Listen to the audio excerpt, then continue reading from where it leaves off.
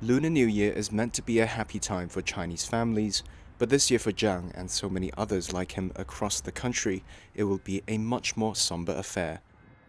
For the 66-year-old Beijing resident has lost 3 of his close relatives and a close family friend to COVID-19. All passed away from the disease after the country relaxed its zero-COVID policy. One of them, an aunt, was infected whilst being treated in a Beijing hospital for another long-term illness. The hospital tried to move her from one building to another one, and 2 days later, she passed away. On her death certificate, the cause of death is described as the heart failure. By official definitions, that doesn't count as a COVID-related death. The lifting of restrictions in China after widespread protests against them in November has overwhelmed hospitals and funeral homes across the country and dampened the mood for festivities. There's no holiday mood.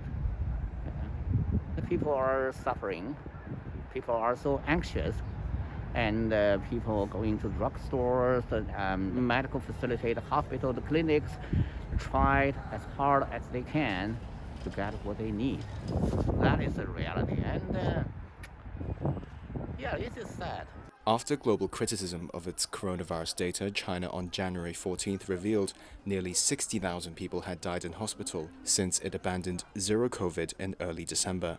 But health experts say that likely doesn't count many people dying at home, especially in rural areas where there's weaker medical systems. The worry is that mass migration for Lunar New Year will bring another surge in cases, as hundreds of millions of Chinese return to small towns and rural villages from urban areas. State media has been filled with stories of rural hospitals and clinics bolstering supplies of drugs and equipment, while various modeling groups predict the reopening could result in as many as 2.1 million deaths from the virus, accounting for a probable surge in cases over the Lunar New Year holidays.